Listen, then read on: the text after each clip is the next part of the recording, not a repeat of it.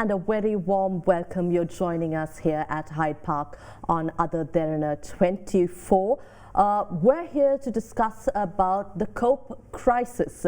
Of course, since Monday, we've seen MP Eran Wickramaratne resigning from the Parliamentary Oversight Committee, citing certain controversies and concerns regarding the appointment of members to COPE and its chairman.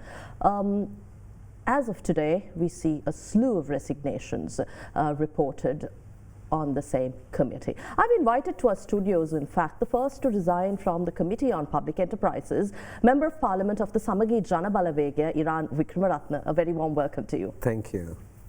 Good to see you back here, but COPE, you've served on COPE, you've been reappointed to COPE, you've been on the COPE. Shouldn't you be within this committee, Parliamentary Oversight Committee, in order to oppose or raise concern or fight for the rights of these public enterprises, or in fact as a representative of the people? Why do you resign? Thank you. Having come from the private sector, the corporate sector, was appointed to COPE when I came into Parliament, and so I have sat there for a considerable period of time. And what happens in COPE, COPE was formed in 1979, 45 years ago. And what happens in COPE is state, government, business undertakings, corporations are brought, they look at their budgets, their expenditures, and then they look at their performance management, and then you call whoever you need to, you can question them, then you figure it out, and sometimes you find mismanagement and corruption. Then you provide a report, and the report goes to Parliament. And then Parliament is supposed to act. But what we see in practice is there is no action. And then people talk about COPE like it's a talk shop, no action. So some time ago, we proposed that the standing orders of Parliament be amended so that COPE is given teeth to deal with what it has to. So what it does is, COPE can then directly call for investigations, refer it for investigations, or COPE can refer it to the SJB, the Anti-Corruption Commission, or COPE can refer it to the Attorney General so that legal proceedings could happen. That has been turned down by this government, and that was not allowed either. So nothing happens on the actually on the reports. And the other is widening the powers of COPE. And the third is a reason why I really was disappointed and I had resigned was when you appoint people to COPE, you certainly need to appoint people with a skill set, because you are certainly looking at finance, you are looking at management and things like that. So education and skill sets, experience do count. But even more important is actually the ethics and the behavior and the character of the individuals you appoint. Because, we are there on behalf of the stakeholder. And the stakeholder here is the public. So we are representing them. And we ourselves need to declare our assets and liabilities.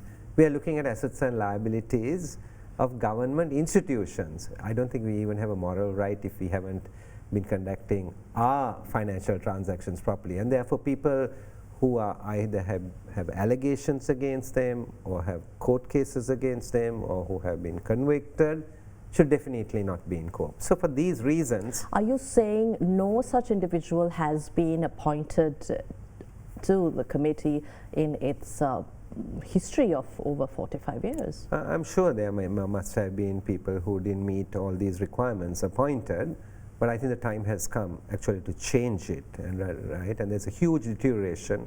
I liked what Honorable Rasamanikam said.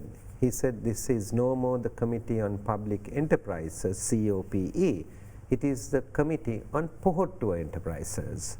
And I think it illustrates it. When you appoint people like that, and particularly the position of chairman, you need to make sure that you put the right people. Otherwise, it's unfair by the public of the country.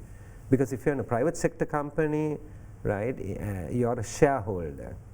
In a public company, it's a citizen who is the shareholder, and we are only representatives. We are like, in a sense, the check and balance on citizens' interests. But how does this appointment happen, the chairman of COPE? There are a few questions. Did you set a trend here?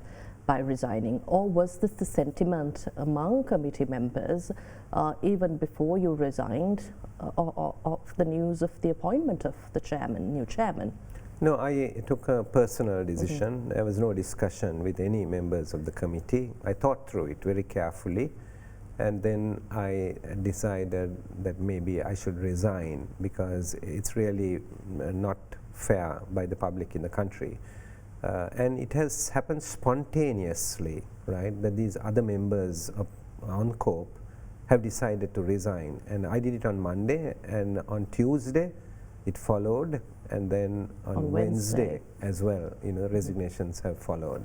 Yeah. Even the new appointments have had refused to take up the position. So what does this mean for Parliament and also for the country, especially an important committee that looks into the spendings of public enterprises? But what does this mean? Everyone's resigning, and how do you think the events will turn out to be going forward? Yeah, so this raises the question about, when you hold certain officers, what kind of caliber of person there should be, and ethics is very, very high on that. Now we have a similar debate going on in Parliament on the Speaker of the House as well, right? And the Speaker of a House, right, the parliamentary system is 800 years. And practices have evolved. The British parliamentary system, Erskine May is the most known theoretician on this, and he has written how parliament is conducted and how the speaker evolves. The Indians have also 75 years evolved, and they have a practice and procedures code which has evolved, and they are not completely in the British system, right? Because people say, oh, India is like the Westminster. They have evolved from the Westminster system into the Indian system. And the speaker there, I give you this example, has to be above.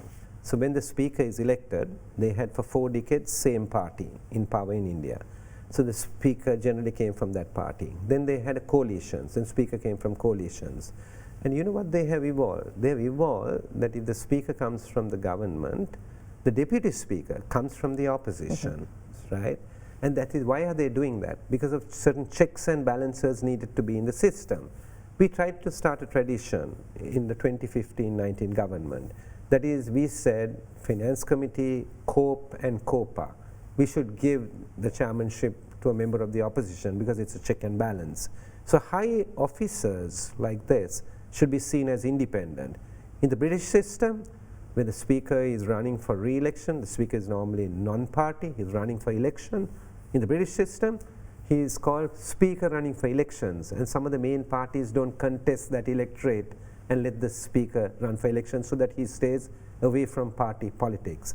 I must say this of our former speaker, Karu Jayasuriya. Karu Jayasuriya never stepped in to the UNP headquarters at Sirikota once he sat on the speaker's chair because he disassociated himself from party politics. So that is what's actually needed. So when we go and sit in parliamentary committees, right, we are not representing parties there. We are not representing parties there. I had the same issue in a previous scope. When D. Gunasekara was chairman, they brought the accusation that members of our party had really done some jugglery with bonds, and they called it the bond scam, right? And when we sat there, we have to sit independently. Nobody is guilty till they're proven guilty. But we have to sit independently and actually look at the evidence and then decide whether it should be referred to investigation or for prosecution and do it through Parliament. So I think this needs to be understood. Democracies are not only about head counts and majorities. Democracies are about the spirit of openness, discussion, consensus building. That's what democracies are about.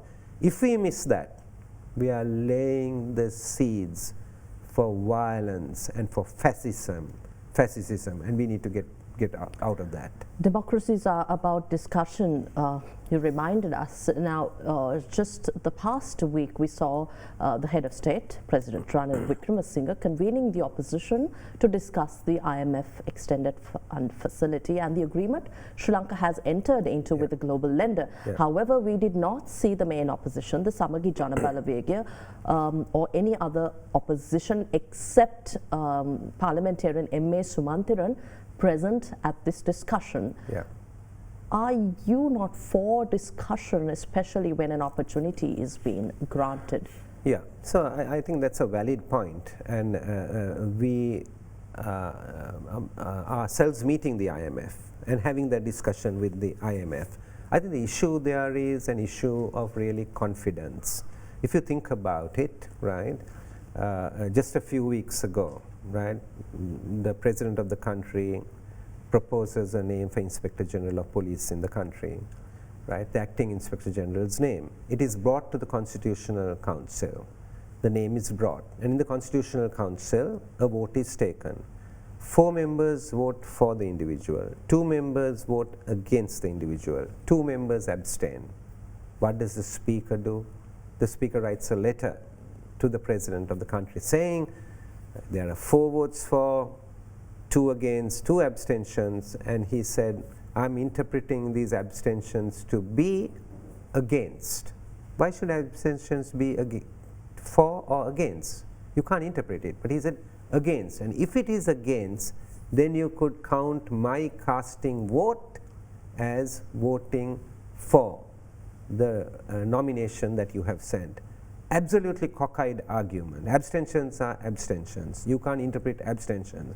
And my question to the Speaker was, and which I never got an answer, did you actually vote when you were at the Constitutional Council? And I never got an answer to that. So it's really a violation of the done. Then he writes that letter to the President, and the President makes an appointment. And I'm wondering, what's really going on here? Yeah, the President makes an appointment, right? Who is dancing to whose tune? One is the Speaker, one is the President. Who is dancing to whose tune? It's a violation. It's a violation. Because speakers, not in Sri Lanka, worldwide have to be independent. Speakers only vote anywhere in the world. If there is a tie in the vote, it's the only time they can put their vote, and no expression of opinion either.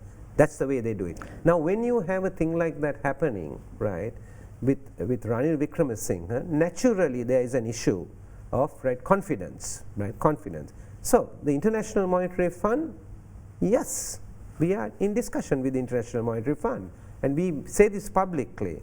We were the people who told the government, go into discussion with the International Monetary Fund, have an agreement. We are in principle agreed about it. We made it public and all that. But we are naturally talking about some of the particular issues relating to the agreement.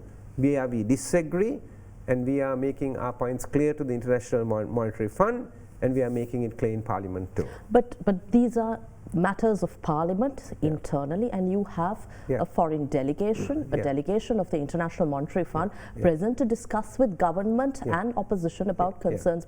Don't you think, as public representatives, as representatives of the country's main opposition, you must be present to raise these opposing views with the IMF in the presence of the President and other government members? No, there is a lack of confidence, and that is the reason. And I can tell you this very openly. If the Prime Minister has called that meeting, then the opposition would have been there. So this is a question of the individual who convened. Confidence. It's a question of confidence. You see, right? We have to rebuild confidence. We have to rebuild confidence. You see, and discussions are important. I'm all for discussions, but we have to rebuild confidence. So when you have a situation like this, right? Then naturally you turn up like this. So we are in discussion. We are making our views known in Parliament. We are making our views known to the IMF. We will engage any minister on the issues. We'll do that. But there's an issue of confidence. You've raised, the opposition has sponsored a no confidence motion which began its debate on Tuesday. in Parliament, and I think this will be taken up in Parliament. However, while those proceedings are ongoing, what is really the concern of the SJB pertaining to the IMF agreement that your party has agreed to in principle? Yeah, so I would say is we are in agreement with the government and in the IMF that the country's revenues need to go up. As a percentage of GDP, it's very, very low. In the 1980s, it was like 20%, right? And it had dropped to about 10% in 2015. And when we were in office, we saw the danger and we took steps to increase it. And we did. By 2019, got it up to 13%. We increased taxes. We increased the tax net from about under 700,000 files to about 1.7 million files. We brought a new Inland Revenue Act. We did it scientifically. We did it properly. Nobody ever complained during that period that prices went up because we held inflation down. Nobody complained about interest rates. They were 9, 10, 11, 12%. Nobody complained about it because it was done properly and scientifically done, right? Then they go around and they talk nonsense and saying we will do away with taxes and so forth. Within 1.5 years, we have a huge crash. So revenues have to go up. We are in agreement. The question is, who do you take the revenues from? That's where the pressure is building. Like, for example, I have always argued, and I have said, we need to get the revenues up. We did it scientifically, and I have said, there is millions of people who go to work every day. They get on a train, or they get on a bus, or they get into a van, and they go to work. These people who go to work also end up doing the pay taxes. You know, they pay taxes as they earn. These are the people I have very high regard for because they take care of their families, they take care of their parents, they take care of their grandparents. They are not dependent on government. So we have a lot of respect for them. Then you make the tax-free slab 100,000 rupees. When food inflation is 100% and inflation is 70, you're squeezing them. I have argued that it should at least have been 200,000 rupees, the tax-free allowance. Don't push them to a corner and make them dependent on the government or the state because they are living with dignity. Do that. The other thing is when you have increased VAT, one is from 15 to 18 and other is from 0 to 18, you are putting the pressure on the poor. If you earn 2 million rupees a month or 200,000 rupees a month, and if you only earn 30, 40,000 rupees a month, the cost of living hits the poor harder because when they go to the market or the supermarket, they are buying the essentials and the prices have zoomed up. So what we are saying is you need to take revenues. You need to increase the tax net. You need to take it from people who have. IMF has said that in their report as well. I mean, we may not like it. The government says their efforts to improve revenues is as part of the IMF conditions. You spoke about the Inland Revenue Act, but yet the complaint has been that Sri Lanka's tax to GDP ratio is relatively very low compared to other countries in the region itself, and that this does not serve the purpose of improving government revenue. At the same time, VAT was reduced back in 2019 unnecessarily. The people never asked for it.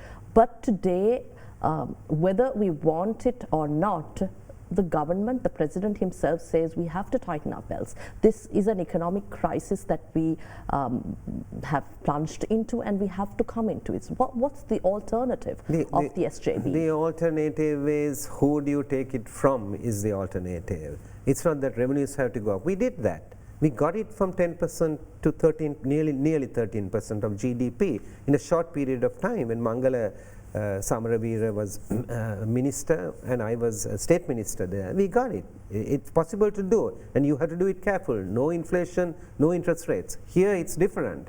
So you have to get it, but you have to get it from the people who can pay.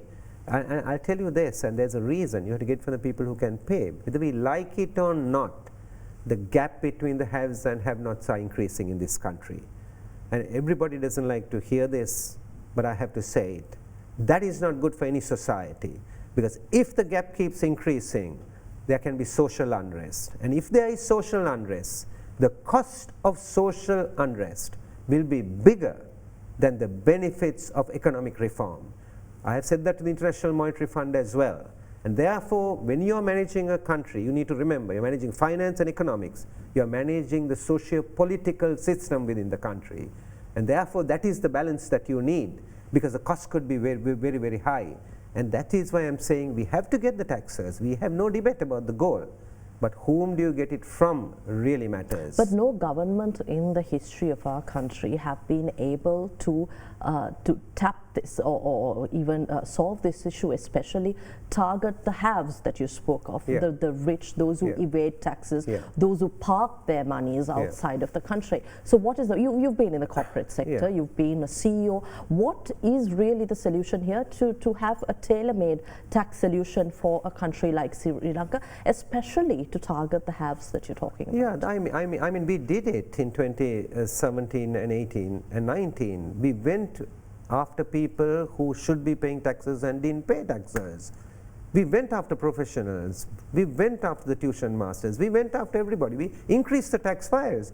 Everybody needs to understand that if we professionals, we are earning, we need to pay taxes, right? There's no question about it. So I don't agree with you that it hasn't been done. It was done, but it was done carefully. It was done properly, right? Now, the IMF report suggests we have to go further.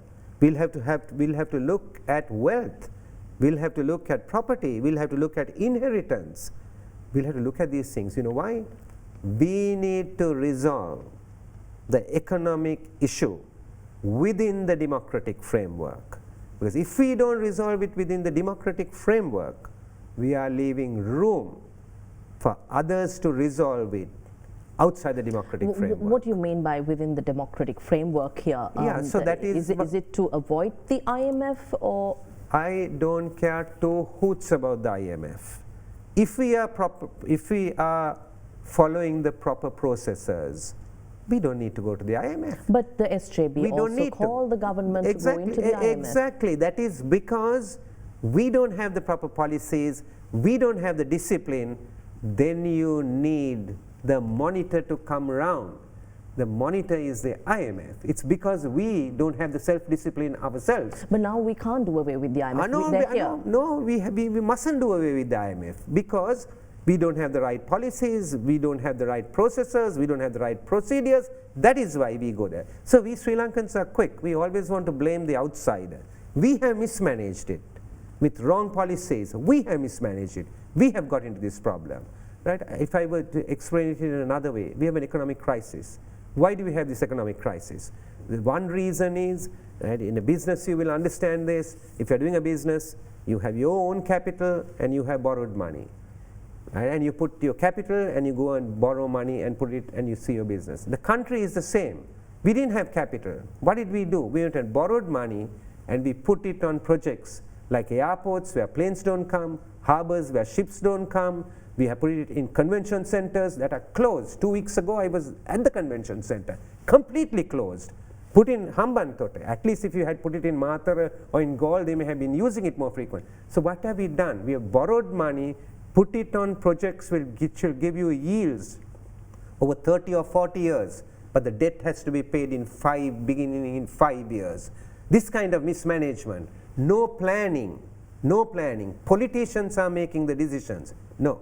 We can't do that. We need to have planning, and we need to have public servants making decisions on capital expenditure. Processes have to be put in place. And if we come up with an idea, it should go through the process to see whether that idea is tenable or not. That's not what has happened in the last 20, 30 years. But how are we going to make this possible now? Whatever happened in the past has brought the country to this mess, and it is the generations that came after who will have to really take the burden of this mess. But you speak about processes. There was a mass protest ousting the president, the government in power, calling for this system change. Yeah. But what really is needed? This is a mere word today. Yeah, so I'm completely in agreement with you. I'm not talking about individuals. I'm talking about systems change. So Sri Lanka did have these systems. We had a national planning ministry.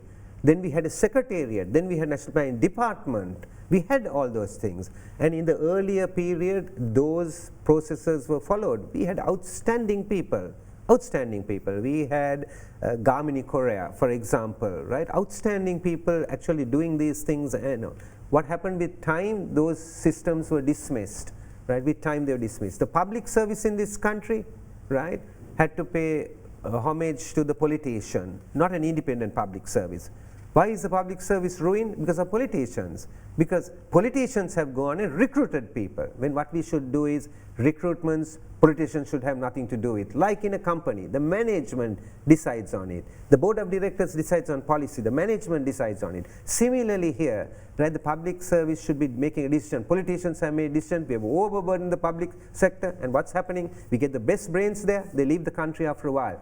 We should have a slim, efficient public service, well-paid public service, and planning is a part of that as well, and therefore particularly capital expenditures and things should come via that process. So then the minister looks at it, the minister can decide on priorities when he's presenting the budget. These things, we have to put these systems in place. So are you saying it is the Samagi Jana Balawegaya led party, your party, that will be able to do this? Yes, because I will say this, policy is one level, implementation is another level, and from policy you have to move into implementation. I think we have to get out of this idea that one individual can do this. For 40 years we have been in this idea. You need a team of people who actually understand how to convert policy into implementation, whether it's anti-corruption, whether it's revenues, or whether it's, we are talking of agriculture, health, or some other area. You need the people who really are specialists in those areas actually making these decisions. I'd like to speak more on that, especially the team that the Samagi Jana Balawegaya will bring forward. But that's right after this short break here at Hyde Park. We're in conversation with MP Eran Wickramaratne.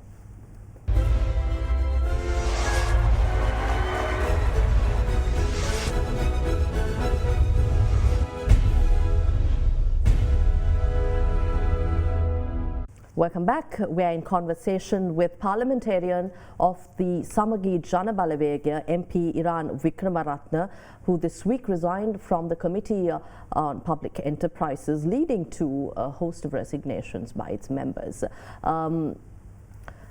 We were speaking about the Samagi Jana Balawegaya. Now, the NPP, National People's Power, they say that whether it's the board tour or the SJB or any other party, they're all corrupt, and it is the NPP that can bring parliamentarians or even ministers, corrupt ministers of the past, before the law. But you say a system is possible, and it is only your party that is capable of doing that, your party led by Sajith Premadasa. If you can tell us what alternative you bring to the table here. Yeah, so I would throw this challenge to anybody listening to basically take a look at policy and take a look at a team.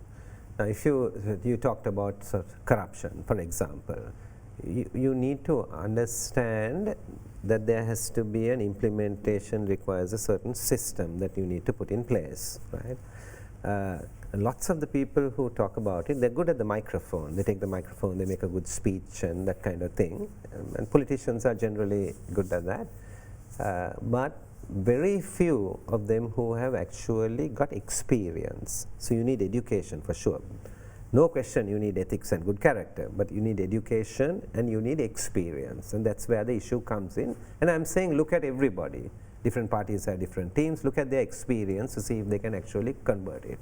Now, the anti-corruption, one of the things we will do is we will create an independent public prosecutor's office. So let's say I'm a minister today, right, and my lawyer is the Attorney General's department. He advises me. Tomorrow I steal and rob. The same lawyer is supposed to put a case against me. This system hasn't worked for the last 40 years. Therefore, we need a change. That is why we are arguing that we will create an independent public prosecutor. So I'm just giving you some areas. Then, how does corruption happen? Corruption happens when the customer or the citizen has to interact with a public official. So whether it's customs, whether it's inland revenue, whether it's excise, whether it's the local municipality or some other local authority, that's when people talk about corruption. What we will do is, right, we will use technology, and we have worked some of these things out on technology. So example, we are going to create a centralized revenue collection authority, right? So lots of countries have done this. These are not new things, and they have brought the levels of corruption down, right? So when you do that, for example, you go to customs, you have to clear something. Customs has to verify whether, but according to the LC, the goods have arrived, this is HS code, whatever. Transaction is electronic. That message goes out. The independent authority you pay it to, message goes out back to the customs. I'm using an example. Lots of countries have this. And then the goods are cleared, right? You run through a red light, right? And you are today stopped by a policeman. And then then there's a discussion between the driver and the policeman. These are common things that everybody tells you. And then if you know the fine is X amount, right, you will provide something less than that to the policeman, and he return your driving license, and you get away. This is, everybody talks about this kind of thing. But if you are in some other countries, you drive through the red light. Nobody stops you. Just in a few days, you get a letter at home saying, you crossed the red light, please go and pay this. If you don't, a case will be put against you. How did that happen? That happens because, again, technology is used. So because of technology, they know you broke the law. So you are reducing the interaction between the public official and the customer or the citizen, right? So when you're talking about, policy and implementation, we in SJB, we have basically 27 different committees and areas where we have academics and professionals who have worked on this, and now we are focusing a lot more on implementation. So this is one example I'm giving you of how we will bring corruption down. I'm not coming up with these fancy stories.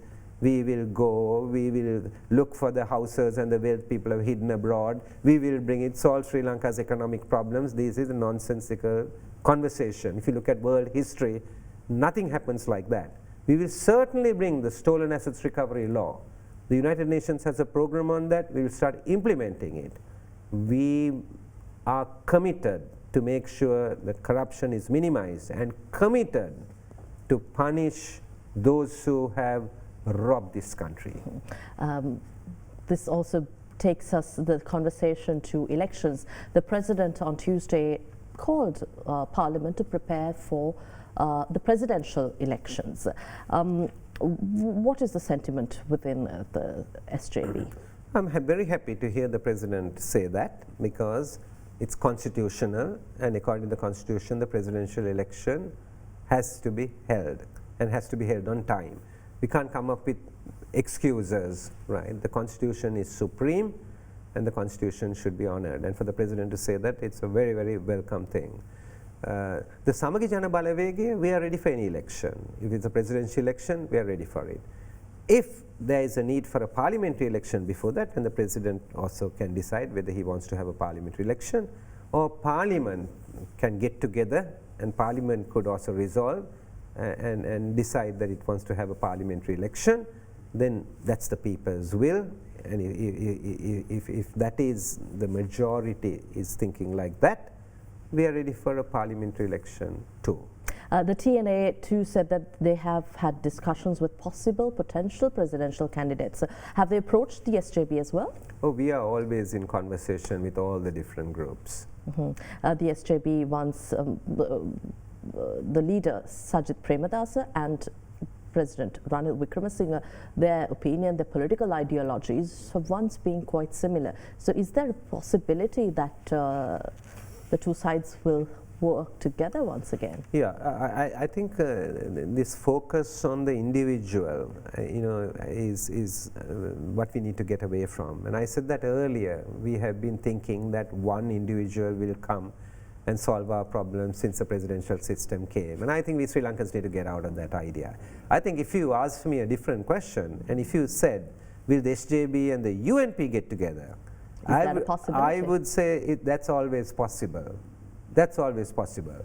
Because, right, we, right, are a democratic party and we have a certain philosophy. Our philosophy is not the UNP philosophy in that. We believe in that philosophy, but we also emphasize the social market economy. We emphasize the protection of the elderly, the vulnerable. We emphasize that. So these are, certain emphasis differences. So with the United National Party, we have no issue. But the United National Party is led by Ranil Wickramaratne, who is the head of state, and I think the policies, the reason for the breakaway was his ideologies or policies. That's what most of the MPs stated. So in a possibility or a potential situation, probable situation where you work with the UNP, you will work with the... You have said it already. The SJB was formed because the UNP's constitution has changed, and you have had a leader for 30 years. Right, since 1994 in the United National Party, and I don't think there's any democracy in the world in which, within a party that the same individual has really lasted for a lifetime, right? So that is why the SJB was formed, and I must say this: it's not individuals, making individual decisions that walked out and formed the SJB. Everywhere when we went in the country, people told us the UNP had been in power for a long time. And now the UNP has been continuously in opposition, and they kept telling us there must be a change, there must be a change. So it's a public and the UNP voter that really wanted us to step out, and that's how the SJB came about.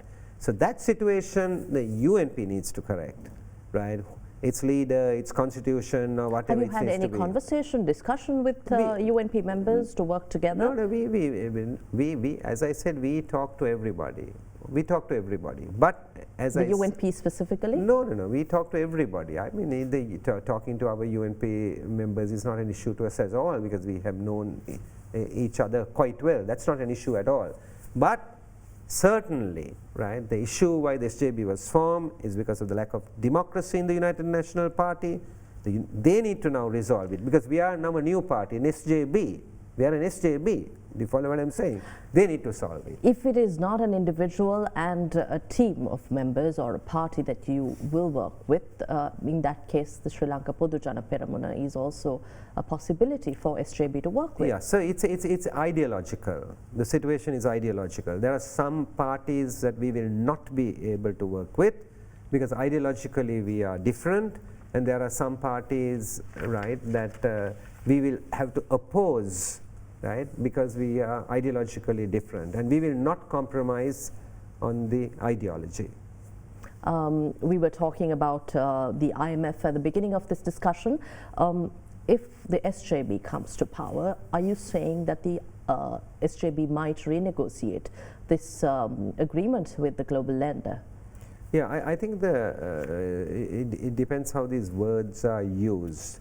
The agreement with the International Monetary Fund, right, will continue. The details of that always will be discussed and amended.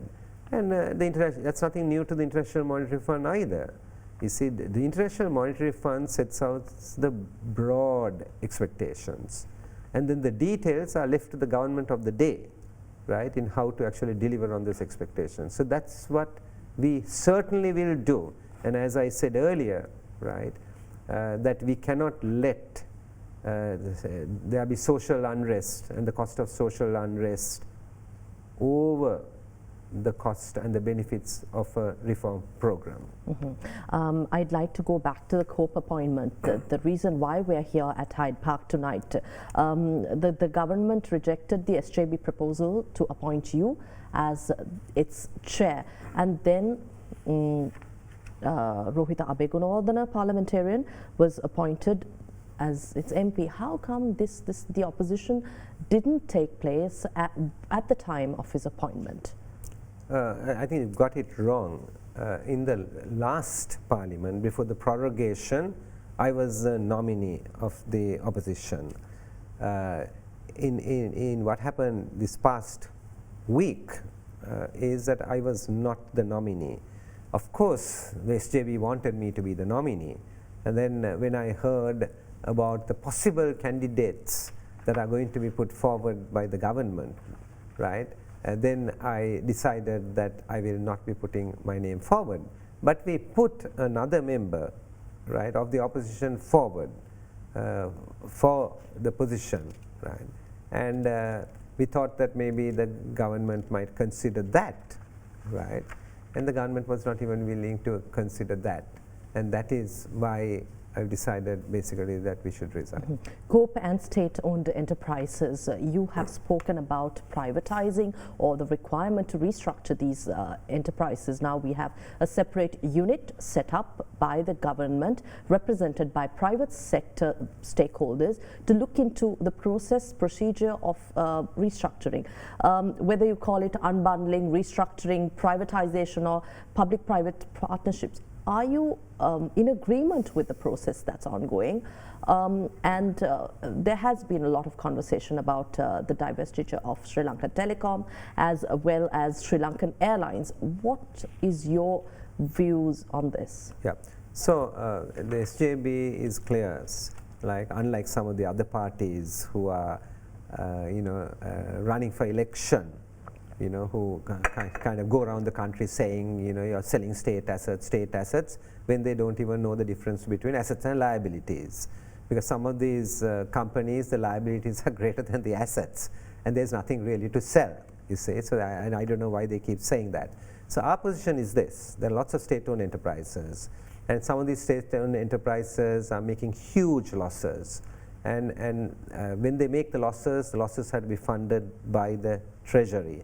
And the Treasury funding the losses means that the poor mum who goes to the market to buy something, she's paying for that through her taxes. This is why the tax burden is going there. We are very clear. There are some state-owned enterprises that need to be just shut down. There are some state-owned enterprises which can be given to the private sector in this country to run it and run it well and profitably. Let them make money. We'll tax them. And we'll make sure that the citizens benefit out of those taxes, but let the enterprise succeed. Some state-owned enterprises might need a public-private partnership. We are for that idea as well. If the government can make money, we'll figure out ways of getting that money through ownership or through taxation. But we want to make sure that state-owned enterprises are not a burden on the public. It is a burden on the public. That's our problem. So this government has set a process in, and we are happy that there is a process. We don't oppose for the sake of opposing, right? We just want to make sure that all the transactions are transparent.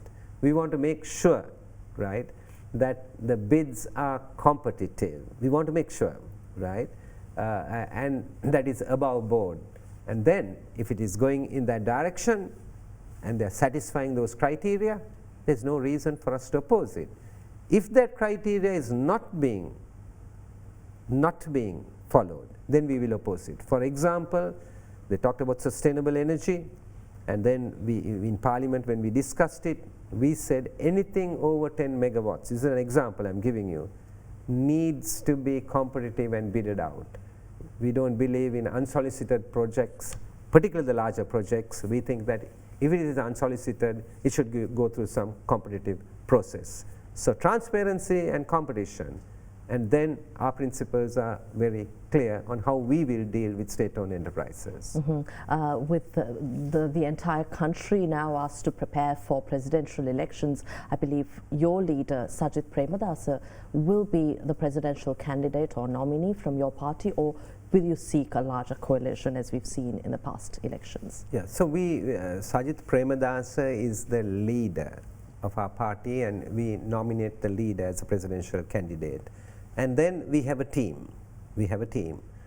Certainly, as we move to the presidential election, we will be in conversation and building a larger platform. Certainly, we will do that, where people, if they have the same ideology and we are in agreement on our program, we certainly will want to work with a wide group as possible. Thank you very much, Parliamentarian Eran Wickramaratne, for your time here at Hyde Park. Thank you for sharing your thoughts. Thank you very much.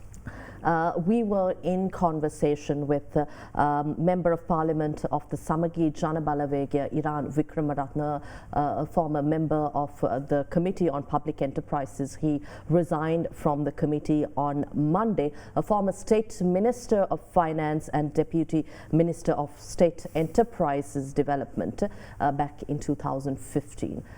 We'll see you again next week at the same time with yet another discussion here at Hyde Park on At Derana 24. Have a pleasant evening. Good night.